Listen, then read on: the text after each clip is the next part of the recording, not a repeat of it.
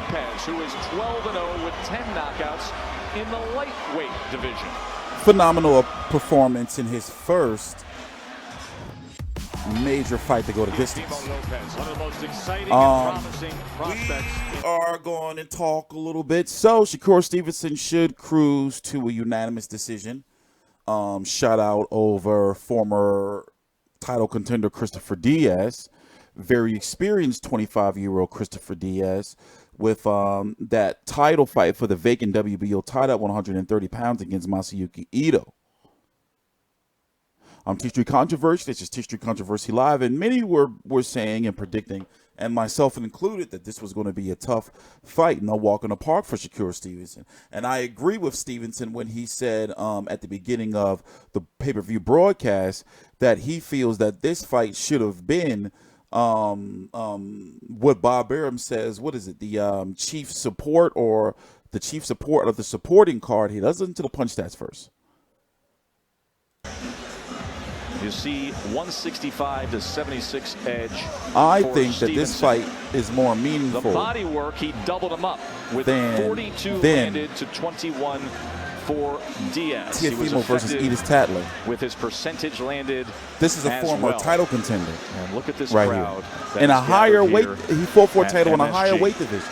Folks, and there is nothing like he a couldn't fight do night nothing in to New Shakur York Stevenson with this kind of a card.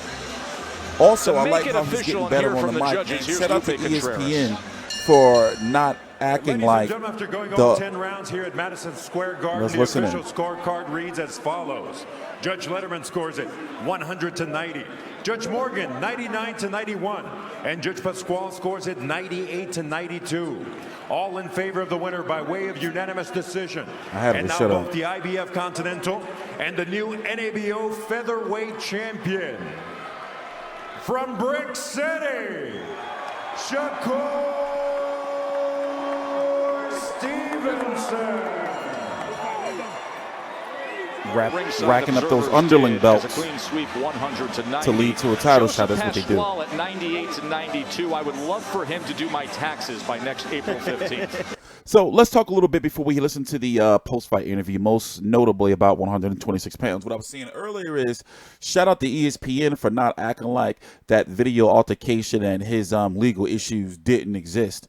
You know, it's real. Like, I like the transparency, you know, and them talking about the issues that he has and in regards to how he's got to stay out of trouble, you know. But let's listen in. All I'm going to say is Christopher Diaz is a great fighter. I take nothing away from him. He's a great fighter. My game plan was to come in here and box. I came here to get the victory, and that's what I've done. All right, you know that this sets you up for bigger and better things. Who do you want to fight? I want to fight all the champions. I mean, I'm the smartest boxer in boxing. My defense is the best in boxing. Nobody got better defense than me. Y'all can say whatever y'all want. I feel like I'm the next Floyd, the greats. I'm the next Sugar Ray, all of them. They can hate me. It is what it is. But look, 126, I'm coming. Oscar Valdez, Josh Warrington, I'm coming. I don't care about none of y'all. What's up? Right now, you think you've got the talent to beat any champion out there? Right now, if I got the chance to fight any champion, I'll take Josh Warrington.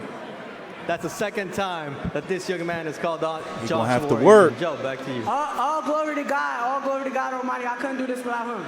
Thank you very much, Shakur. I like his moxie. I like Shakur Stevenson. I don't know that he didn't just turn heel, though. He definitely just went heel.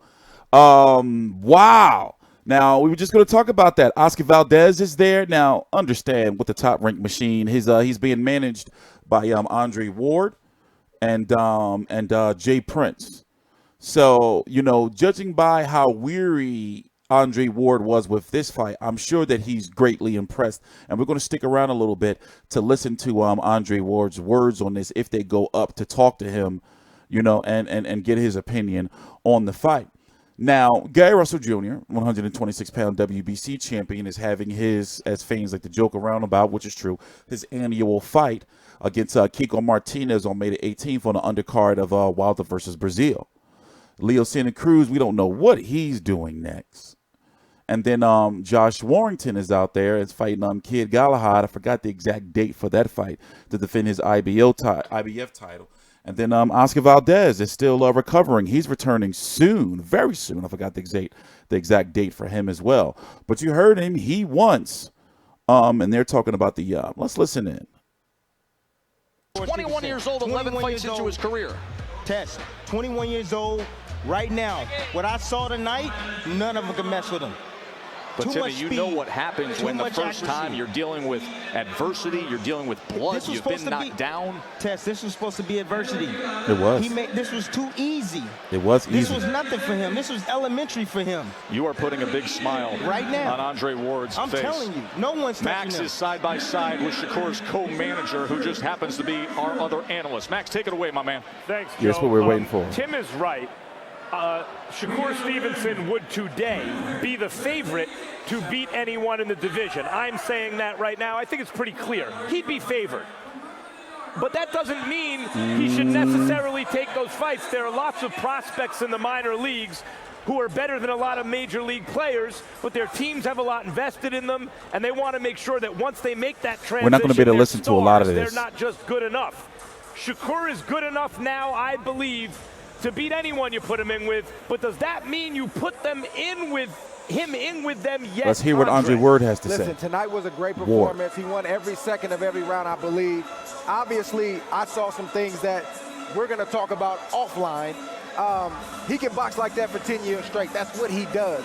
As it pertains to this title run and when he's going to get it, I'm a fan of seasoning. I'm not a fan of rushing a guy, because here's the thing. He's skillful enough to beat any champion.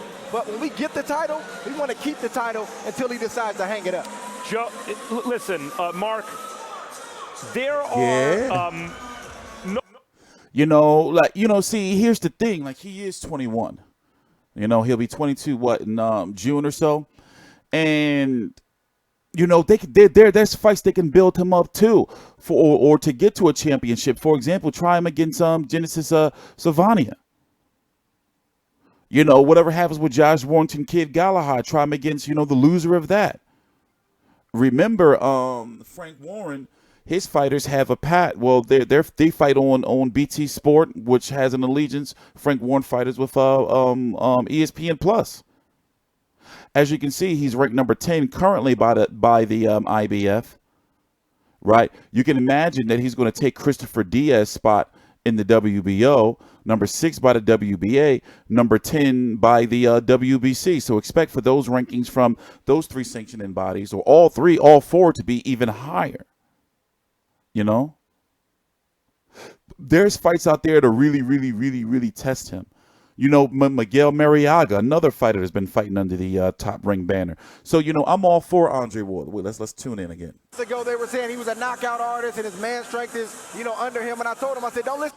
Oh, they're talking, but, we're just going to have to see. I'm I'm with Andre Ward, give him a little bit more seasoning, right now. And, they're already worried about, if Teofimo Lopez is ready to take that big step up yet.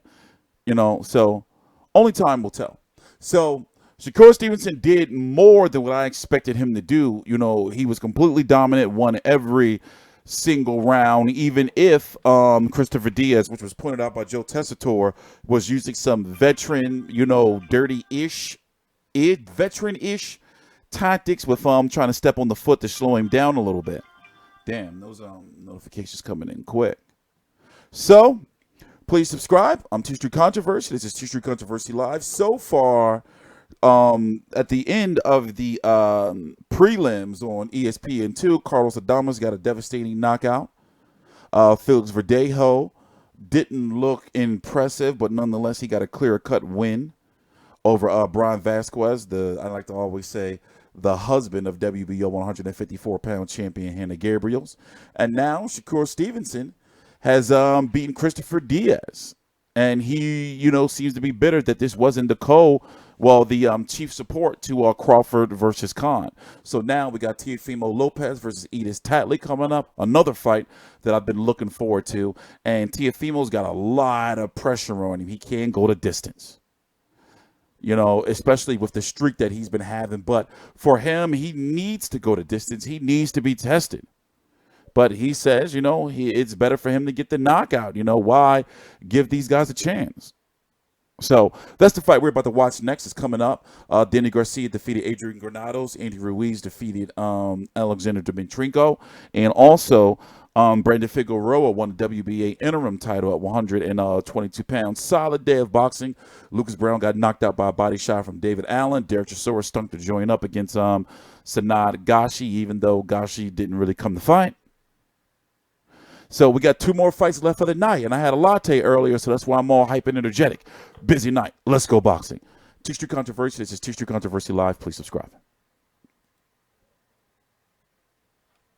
Turn this up. In front of my son will take your head off. So you just feel like you always got to back him up.